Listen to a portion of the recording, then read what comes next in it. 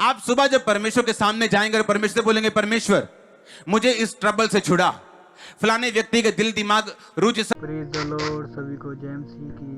दोस्तों, आज के वचन को पूरा सुनना जो भी परमेश्वर के दास बताना चाहते हैं, क्योंकि दोस्तों आज का वचन आपकी लाइफ को सेम नहीं रहने देगा, वो आपके हालातों को बदलने में आपकी सहायता करेगा। तो और दोस्तों, हम पहले आज के इस ताज़ा वचन को सुनते हैं जो हमें परमेश्वर के दास बताना चाहते हैं। आप सुबह जब परमेश्वर के सामने जाएंगे और परमेश्वर से बोलेंगे, परमेश्वर मुझे इस ट्रबल से छुड़ा, फलाने व्यक्ति के दिल दिमाग रूह जिस्म जान पर तू अपना अधिकार कर, मुझे इस मुसीबत से छुड़ा और मेरा हल तू इस तरह से कर।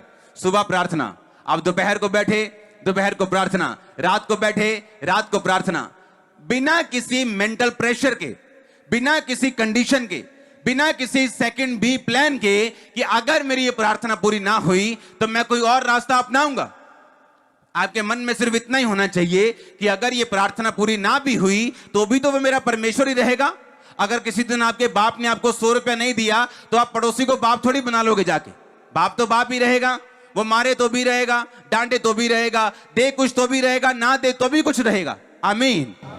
इस तरह से जब आप मेहनत करनी शुरू करेंगे और अपने आप को आप परमेश्वर के सामने समर्पित करेंगे, ढूंढो तो पाओगे, यानी आप परमेश्वर को ढूंढेंगे, अपनी कमियों को ढूंढेंगे, वचन से ढूंढेंगे, चर्च आके सुनेंगे परमेश्वर क्या कहते हैं और खटखटाएंगे, यानी आप उस प्रार्थना को करना कभी भी छोड़ेंगे नहीं। कब तक खटखटाएंगे? जब तक परमेश्वर दरवाजा नहीं खोलता। परमेश्वर आपको इसमें एक सीक्रेट दे रहा है जो आपको बड़े ध्यान से समझने की जरूरत। आप शायद समझ नहीं रहे इसको, वो आपको एक भेद दे रहे हैं। उसने कहा, कहता वो बंदा जो अंदर बैठा है इसलिए नहीं कि वो उसका दोस्त है उठकर रोटियां दे रहे, कहता उस शर्म छोड़ दी उसने और मांगता रहा। आप समझ रहे मेरी बात? कहता मांगो तो दिया।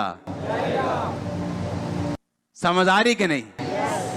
मेरे ख्याल से पूरे लोगों को नहीं आ रही, अभी भी आ रही क्या? आप समझो ध्यान से। उसने कहा अंदर वाला बंदा बाहर वाले बंदे को 3 रोटियां इसलिए नहीं देने आया क्योंकि वो उसका दोस्त था, कि उसने अपने दोस्त को देनी है तो मेरा दोस्त मांग रहा है मैं जाके दे दूं। उसने कहा नहीं, वो इसलिए उसको उठना पड़ा क्योंकि उसने शर्म को छोड़कर मांगा।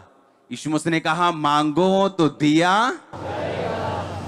आपकी दिमाग की बत्ती जलाने की कोशिश कर रहा है परमेश्वर कि अगर एक बंदा शर्म खाकर उसको देने के लिए आया, परमेश्वर कहता मैं तुम्हें देने के लिए क्यों नहीं आऊंगा।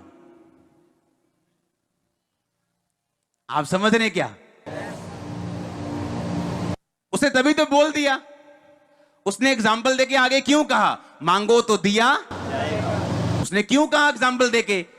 उसने कहा एक आदमी अगर ऐसा सोच सकता है तो जिसने उस आदमी को बनाया है वो उससे ज्यादा दिमाग और सेंस और इज्जत रखता है। आप समझ रहे हैं मेरी बात को?